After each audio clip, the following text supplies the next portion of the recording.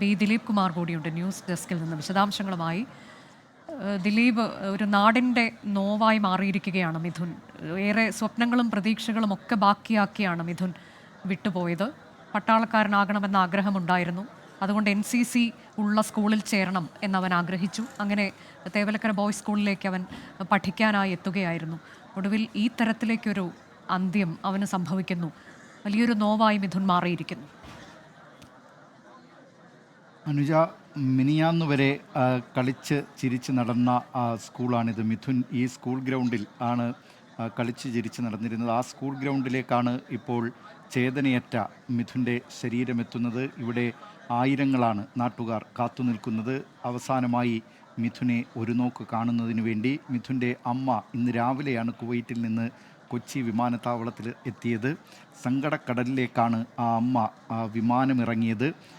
ഇപ്പോൾ ആ മൃതദേഹവുമായി, മിഥുൻ്റെ മൃതദേഹവുമായി ആംബുലൻസ് സ്കൂളിലേക്ക്, തേവലക്കര ബോയ്സ് ഹൈസ്കൂളിലേക്ക് വന്നുകൊണ്ടിരിക്കുകയാണ്. അല്പസമയത്തിനകം മിഥുൻ്റെ മൃതദേഹം ഈ സ്കൂൾ ഗ്രൗണ്ടിൽ എത്തിച്ചേരും. വഴി നീളെ പല സ്ഥലങ്ങളിലും ഈ ആംബുലൻസ് നിർത്തി ആദരാഞ്ജലികൾ അർപ്പിക്കുന്നതിന് വേണ്ടി, നാട്ടുകാർക്ക് ആദരാഞ്ജലികൾ അർപ്പിക്കുന്നതിന് വേണ്ടി നിർത്തി കൊടുക്കേണ്ടി വന്നിട്ടുണ്ട്. ഇപ്പോഴും ഈ ആംബുലൻസിൽ നാട്ടുകാർ കടന്നു വരുന്ന വഴിയിൽ തന്നെ അവിടെ ആദരാഞ്ജലി അർപ്പിക്കുന്നതിന് വേണ്ടി നിർത്തിയിരിക്കുകയാണ്. നാട്ടുകാരുടെ അഭ്യർത്ഥന കണക്കിലെടുത്താണ് ഈ നിലയിലുള്ള ക്രമീകരണങ്ങൾ ചെയ്തിരിക്കുന്നത്. ആംബുലൻസുകൾ നിർത്തിക്കൊടുത്തു. കാരണം വരുന്ന വഴിയിൽ തന്നെ നിരവധി ആളുകളാണ് കൂടി നിൽക്കുന്നത്.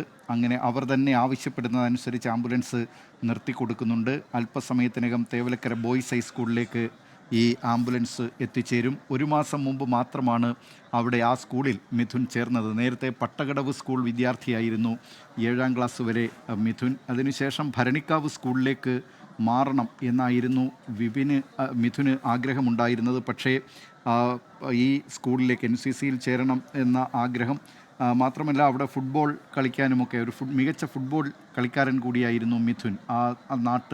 നാടായ വിളന്തറയിലെ ഫുട്ബോൾ ക്ലബിലെ ഒരു സജീവ അംഗമായിരുന്നു മിഥുനും. അനുജൻ സുജിനും കൂടിയാണ് അവിടേക്ക് സാധാരണ പോകാറുള്ളത്. ചേട്ടൻ്റെ കളിയൊക്കെ ഈ അനുജൻ സുജിൻ അവിടെ നോക്കി നിൽക്കാറുണ്ടായിരുന്നു. അങ്ങനെ ഒരു മികച്ച ഫുട്ബോൾ കളിക്കാരൻ കൂടിയായിരുന്ന മിഥുൻ ആ ഒരു ആഗ്രഹം കൊണ്ട് കൂടിയാണ് ആ സ്കൂളിൽ, തേവലക്കര ബോയ്സ് ഹൈസ്കൂളിൽ തന്നെ ചേർന്നതും. അത് ഇപ്പോൾ ആ ഒരു മാസത്തിനു ശേഷം അവിടെ കളിച്ച് ചിരിച്ച് നടന്ന ആ സ്കൂൾ ഗ്രൗണ്ടിലേക്ക് വീണ്ടും മിഥുൻ എത്തുകയാണ്. പക്ഷേ ഇപ്പോൾ അനക്കമറ്റ മിഥുനാണ് ഈ സ്കൂൾ ഗ്രൗണ്ടിലേക്ക് എത്തുന്നത്. ചേതനയേറ്റ മിഥുൻ്റെ ശരീരം കാണുന്നതിനായി, അവസാനമായി ഒരു നോക്ക് കാണുന്നതിനായി വലിയ ജനക്കൂട്ടമാണ്, വലിയ ജനപ്രവാഹമാണ് ഈ സ്കൂളിലേക്ക് ഉള്ളത്. ഇപ്പോഴും ഈ ആളുകൾ ഈ സ്കൂളിലേക്ക് വന്നുകൊണ്ടിരിക്കുകയാണ്. 12 മണിവരെ ഇവിടെ പൊതുദർശനത്തിന് വയ്ക്കും സ്കൂളിൽ എന്നാണ് നേരത്തെ നിശ്ചയിച്ചിട്ടുള്ളത്. പക്ഷേ സമയക്രമീകരണങ്ങളിൽ ചെറിയ വ്യത്യാസങ്ങൾ വരുന്നുണ്ട്. അതുകൊണ്ട് പൊതുദർശനം സ്കൂൾ ഗ്രൗണ്ടിൽ കുറച്ചുകൂടി സമയം നീളുമോ എന്ന കാര്യത്തിൽ വ്യക്തമല്ല. വരുന്നവർക്കെല്ലാം അവിടെ ആദരാഞ്ജലി അർപ്പിക്കാൻ ക്രമീകരണം ചെയ്യുകയാണെങ്കിൽ കൂടുതൽ സമയം അത് നീളും എന്ന കാര്യം ഉറപ്പാണ്.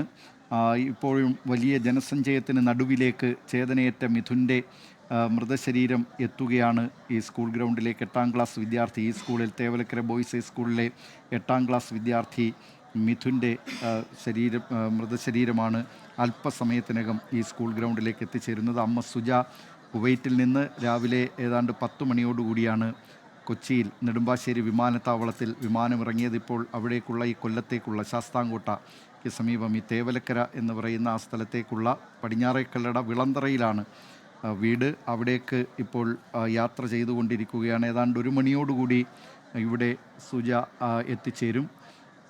വൈകിട്ട് 4 മണിയോടുകൂടിയാണ് സംസ്കാരത്തിന് ഇപ്പോൾ സമയം നിശ്ചയിച്ചിട്ടുള്ളത്.